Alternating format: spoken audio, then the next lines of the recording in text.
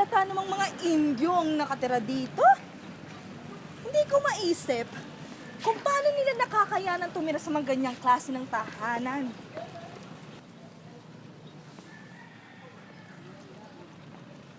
Nakita mo yon? Nakita na nga tayo hindi pa nagbigay pugay. Mga wala talagang pinag-aralan. Mapagmalaki pa.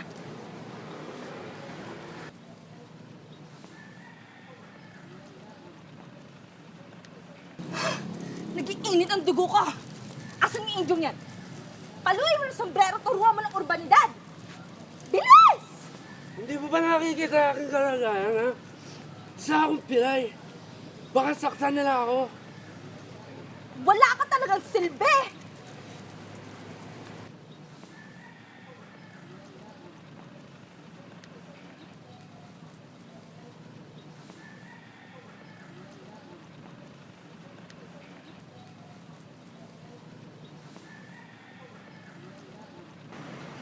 Pwe, akala mo man kung sino?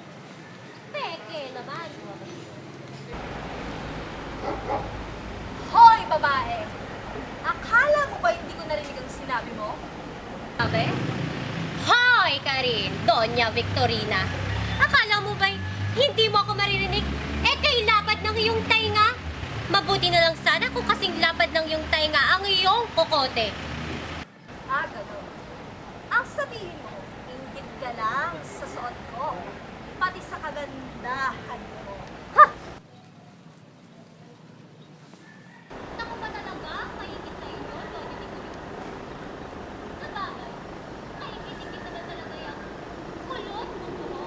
Aba, marapat turuan ng leksyon tong labanderang pa eh. Huwag mo na siya papatuloy. Hoy! Kilalanin mo ang iyong kausap. Huwag mong ibilang na ako'y taga-lalawigan. Sa aming bahay sa Maynila, hindi nakakapasok ang alperes. Hanggang pinto lamang.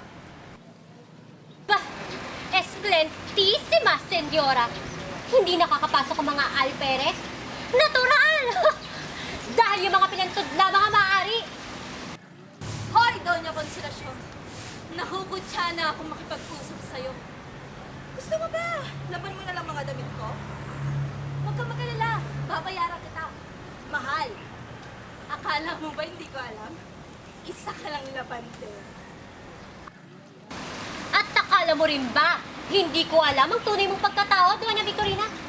Nasabi yata sa akin ng aking asawa na isa kang mapagpanggap na Doña. Aba, pambihira.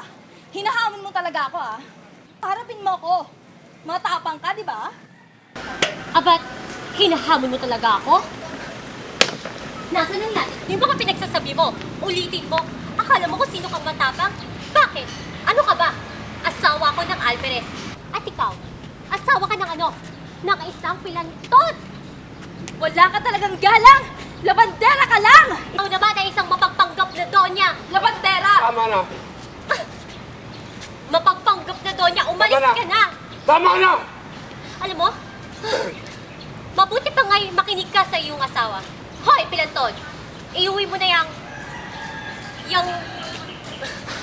yung may bahay mo. May araw ka rin, maghihintay ako. Halika, Tiburcio. Maganda ka. At ngayon din ay uuwi tayo ng Maynila. Kailangan makaharap natin si Kapitan General. At talagang kwentang lalaki. Sayang pantalon mong suot. Ngunit pilay ako. Dapat, inamo mo sila ng revolver o ng sable. Ha?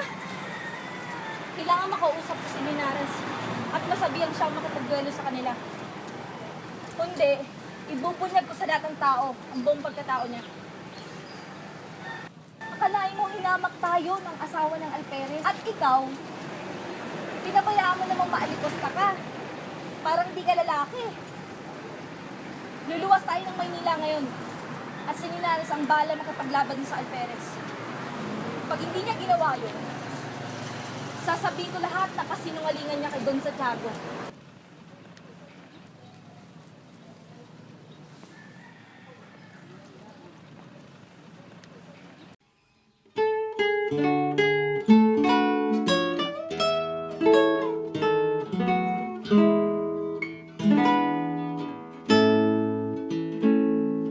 Thank you.